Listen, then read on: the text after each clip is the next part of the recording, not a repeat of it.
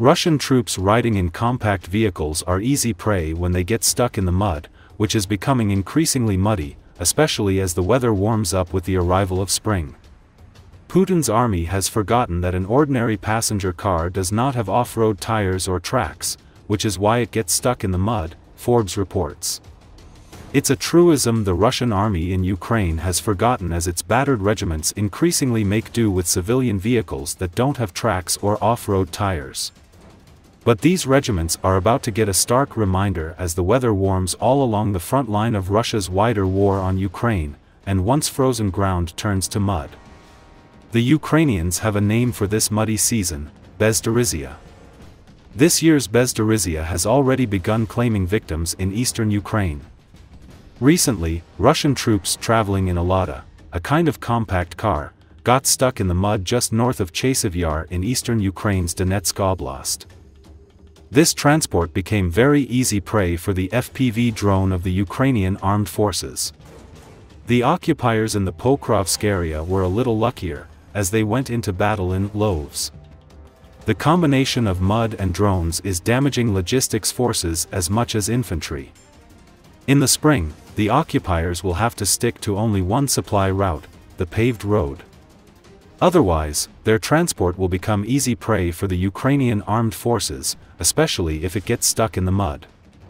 The situation in the Pokrovsk area is extremely difficult, logistics are disrupted, and there is a shortage of personnel, said one of the Russian war correspondents.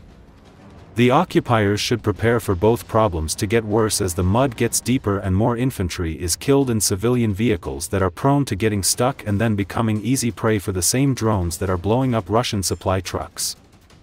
A Donbas fully controlled by Russia would not only give Moscow a strong bargaining chip for any peace negotiations, it would also enable Putin to sell his war at least as a partial success. At present, Russian troops are only a few kilometers from the city limits of Pokrovsk, which is the fourth largest city in the Donbas. It is an important transport hub and essential for Russia to be able to advance deeper into the interior of Ukraine.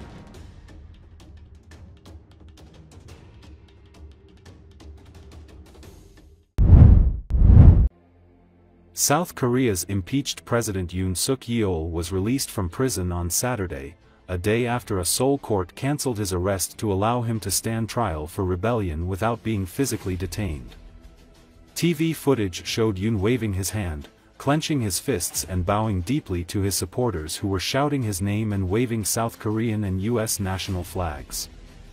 He climbed into a black van to travel to his residence in Seoul. According to Associated Press in a statement distributed by his lawyers, Yoon said that he appreciates the courage and decision by the Seoul Central District Court to correct illegality, in an apparent reference to questions over his arrest. He said he also thanks his supporters and asked those who are on hunger strike against his impeachment to end it. Yoon was arrested and indicted by prosecutors in January over his December 3 martial law decree that plunged the country into huge political turmoil. The opposition-controlled National Assembly separately voted to impeach him, leading to his suspension from office. The Constitutional Court has been deliberating whether to formally dismiss or reinstate Yoon. If the court upholds his impeachment, a national election will be held to find his successor within 2 months. The Seoul Central District Court said Friday it accepted Yoon's request to be released from prison, citing the need to address questions over the legality of the investigations of the president. Yoon's lawyers have accused the investigative agency that detained him before his formal arrest of lacking legal authority to probe rebellion charges. The Seoul court also said the legal period of his formal arrest expired before he was indicted. Yoon's release came after prosecutors decided not to appeal the decision by the Seoul Central District Court. South Korean law allows prosecutors to continue to hold a suspect while pursuing an appeal, even after his or her arrest is cancelled by a court.